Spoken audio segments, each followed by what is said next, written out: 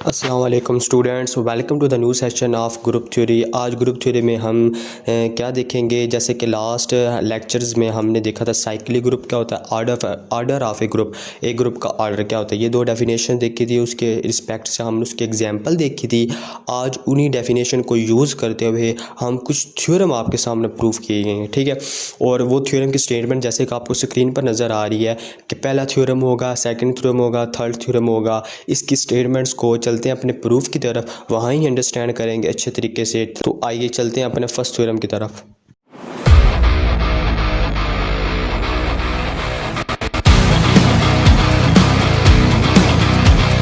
तो हमारे पास थ्योरम लिखा है, थ्योरम के स्टेटमेंट्स है कि लेट क्या है कि जी बी या ग्रुप यानी कि ए बिलोंग कर रहा है जी से। अगर आपको मैं जनरली स्टेटमेंट को रीड नहीं करता, आपको एज ए प्रोफेशनल समझाता हूँ कि क्या मतलब है स्टेटमेंट्स का, आप खुद रीड कीजिएगा।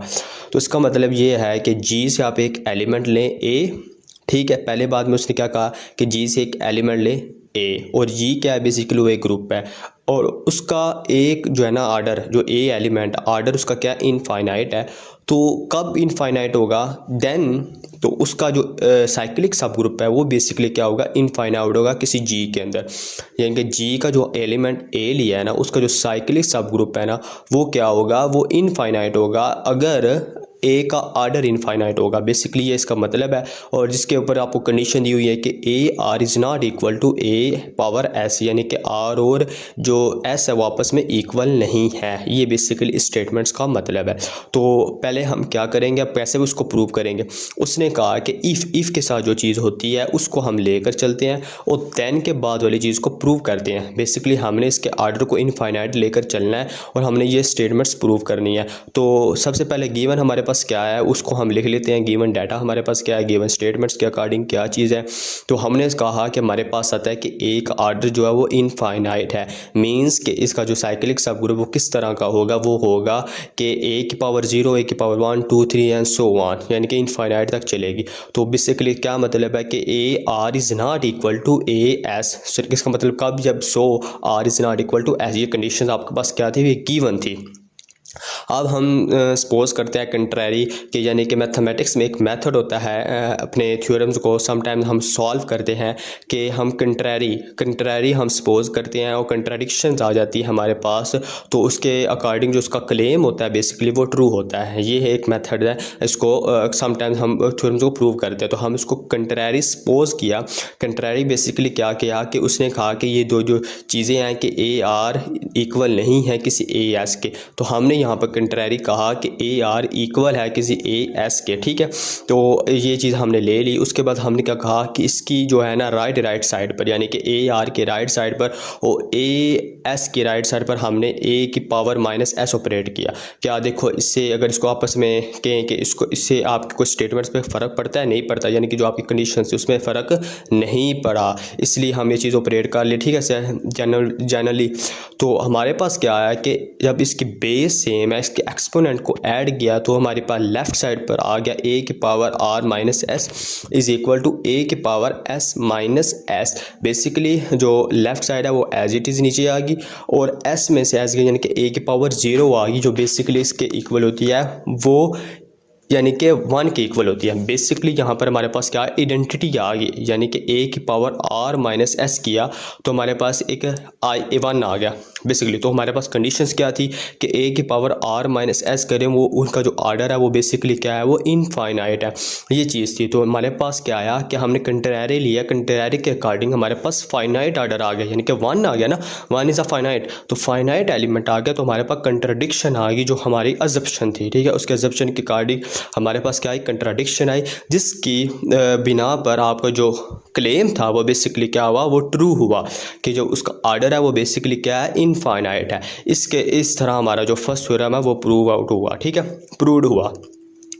अब चलते हैं अपने सेकंड थ्योरम की तरफ। सेकंड थ्योरम की स्टेटमेंट्स में आपको वो क्या कह रहा है कि लेट क्या कि एक एलिमेंट लें जी से, ठीक है, तो उसका आर्डर क्या है, बेसिकली वो फाइनाइट है, ये चीज़ है।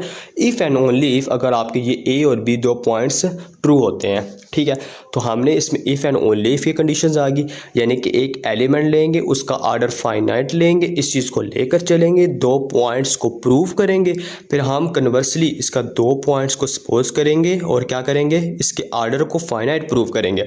तो आइए देखते हैं कैसे प्रूव करते हैं। कि हमने सबसे कहा कि लेट जी कोई भी एक ग्रुप है, ठीक है, उस ग्रुप में से हमने एक एलिमेंट ए ले लिया, ठीक हो गया जी, समझ आ गई। अब हमने कहा कि इसका जो यानी कि पहली स्टेटमेंट यही थी कि इसका आर्डर क्या है, बेसिकली वो फाइनाइट है। अगर किसी का आर्डर फाइनाइट हो तो उसे हम अपने आर्डर ऑफ ए ग्रुप की डेफिनेशन के अकॉर्डिंग कैसे लिख सकते हैं, या order of A an element of A group की डेफिनेशन देखी थी अपने प्रीवियस लेक्चर में। वो अब देखो इसका आर्डर क्या आया, एक आर्डर एन आ गया ना, तो हमने इसको कैसे लिख दिया, ए की power N is equal to E. यही हमारे पास ए वाली स्टेटमेंट थी, इसको प्रूव करना था, ए हो गया। अब हमारे पास बी पार्ट्स है, बी पार्ट्स को कैसे प्रूव करते हैं। तो हमने कहा कि हमारे पास यहाँ पर एक पॉजिटिव इंटीजर एम एग्जिस्ट किया, ठीक हो गया, एग्जिस्ट कर गया। अब बेसिकली जो पॉजिटिव जो आपका एग्जिस्ट किया है ना इंटीजर, ठीक है, वो बेसिकली डिवाइड करे इसके एन को। एन हमारे पास का बेसिकली आर्डर है ना ए का, इस चीज़ को समझिएगा, यानी कि इस जो बीच में लाइन लिखी है इसका मतलब है एन डिवाइजर है एम का। अगर दूसरे लफ्ज़ों में देखें तो इसे कैसे पढ़ सकते हैं कि एम डिवाइडेड बाय एन, लेकिन एन डिवाइजर है किसका, एम का, ठीक है। ये चीज़ हमारे पास आर्डर की डेफिनेशन में जैसा कि हमने देखा था, हमने बाय आर्डर ऑफ डेफिनेशन जो बेसिकली आपके पास एन है वो लेस देन है किसी एम की, जो पॉजिटिव इंटीजर है ना उससे आपका आर्डर छोटा होगा। ये हमारे पास आर्डर की डेफिनेशन है, ठीक है। तो अब इस बी पॉइंट को कंटिन्यू करते हुए हम एक थ्योरम इस पर लगाएंगे जिसको क्या कहते हैं, यूक्लिडियन थ्योरम्स। आई थिंक आपने इसको नंबर थ्योरी में देखा होगा, ठीक है। तो इसको प्रूव किया, इसको मज़ीद देखेंगे। हमारे पास उस थ्योरम की स्टेटमेंट्स हमने डायरेक्ट यूज़ की कि एम ले लिया एन क्यू प्लस आर, यानी कि इसको कहा इक्वेशन नंबर 1 है, ठीक है। ये चीज़ हमने ले ली। अब हमारे पास जो मैं थोड़ा सा ना आपको पीछे करके दिखाता हूँ कि हमारे पास क्या था कि ए की power M is equal to E थी। इस चीज़ को उठाकर हमने जस्ट उधर रखा, ठीक है, अपनी लाइन के ऊपर रखा। तो हमने m की जगह एन क्यू प्लस आर वाली वैल्यूज़ को पुट कर दिया ओनली। तो अब हम जैसे कि देखो प्लस हो रहे हैं, एन क्यू प्लस आर हो रहा है, यहाँ से हम इसकी बेस को थोड़ा सा ना अलग-अलग कर लेते हैं, ऐसे लिख सकते हैं, ठीक हो गया, लिख लिया। अब यहाँ से इसकी पावर को अरेंज करते हैं, यानी कि ए एन उस पावर को क्यू में ले जाते हैं, यानी कि आपस में मल्टीप्लाई होकर वही आपकी पीछे वाली स्टेटमेंट बनती है, बिल्कुल बनती है, ठीक हो गया। ये भी आगे बात, डॉट ए आर आ गया इज इक्वल टू ई, यानी कि आपकी जो राइट साइड पर वहाँ पर आइडेंटिटी चलती आ रही है, ठीक हो गया यहाँ तक। तो अब देखो ए एन बेसिकली हमने भी ए पॉइंट देखा था, ए पॉइंट के अंदर क्या प्रूव किया था, जो ए एन है ना वो बेसिकली किसी ई के इक्वल है।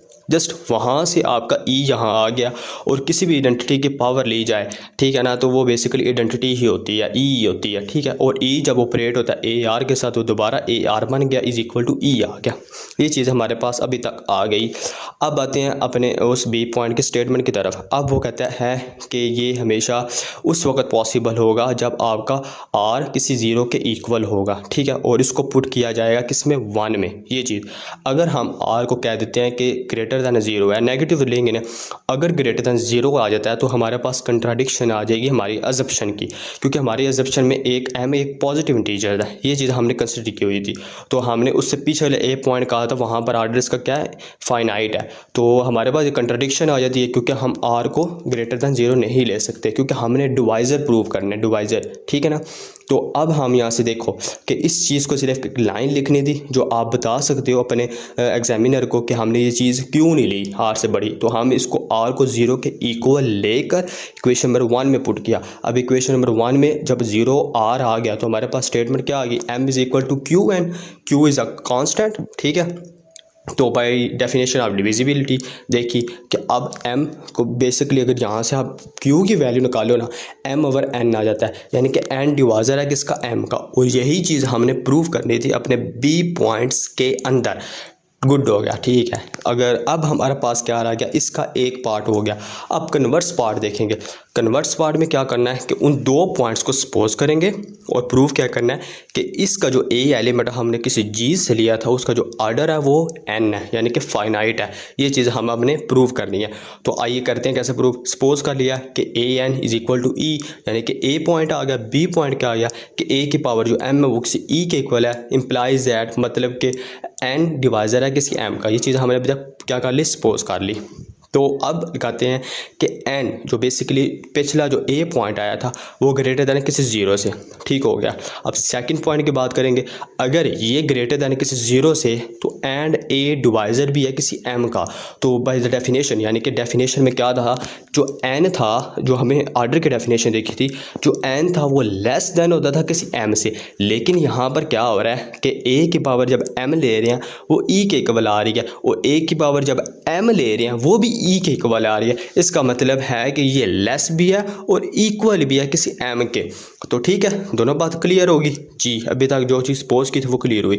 अब हमने कहा थस n आपके पास लीस्ट पॉजिटिव इंटीजर आता है, ठीक है। किसी भी ऑर्डर की डेफिनेशन का लीस्ट पॉजिटिव जो इंटीजर होता है ना, ये किसी भी एलिमेंट के लिए ऑर्डर जब प्रूव करते हैं ना, उसकी डेफिनेशन में हमने देखा था लीस्ट पॉजिटिव इंटीजर, ठीक है।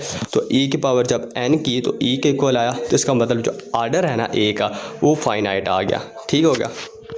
तो बेसिकली हमारे जो स्टेटमेंट्स के दोनों पार्ट्स है वो prove if and only if conditions थी वो हमने प्रूव कर दी। अब आता है एक लास्ट थ्योरम, ठीक है, इस लेक्चर्स का जो इम्पोर्टेंट है, ठीक है। बहुत शॉर्ट क्वेश्चन यहाँ से आता है कि आपके पास कहा कि कोई भी एक जी ग्रुप है, उसमें से एक एलिमेंट एक्स ले लिया सिर्फ, ठीक है। उसके लिए दो पार्ट्स आपने प्रूव करने हैं, ठीक है। तो ये दो पार्ट आप प्रूव करने हैं, तो एक पार्ट को देख लेते हैं। जो ए पार्ट में कहता है कि कोई भी एक्स है, ठीक है ना, लेट कर लिया हमने, इस x का ऑर्डर आपके पास क्या m है। तो हमने लेट किया कि ax का यानी कि जो एलिमेंट g से ले रहे थे उसका कोई भी एक ऑर्डर है वो बेसिकली किसी m के इक्वल है, यानी कि अकॉर्डिंग डेफिनेशन x की power m is equal to e लिख सकते हैं जी, लिख लिया, ठीक है। अब हमने दोनों साइड पर क्या किया, इसका यानी कि -1 दोनों साइड पर ऑपरेट कर लिया, माइनस इनवर्स से ले लेते हैं, क्योंकि ये चीज़ हमने, क्योंकि जो चीज़ हमने प्रूव करनी है उसकी तरफ हम बढ़ रहे हैं, सिर्फ ये ही हमारा मकसद है।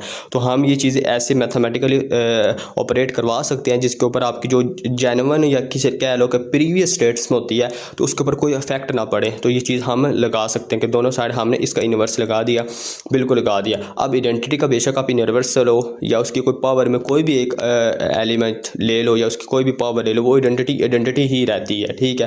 तो आपके पास जो आइडेंटिटी आई, अब ये पावर इंटरचेंज होगी एक दूसरे के साथ, जो लेफ्ट साइड पर है यानी कि -1 अंदर आ गया, बाय रैम आ गया, ये चीज़ आ सकती है।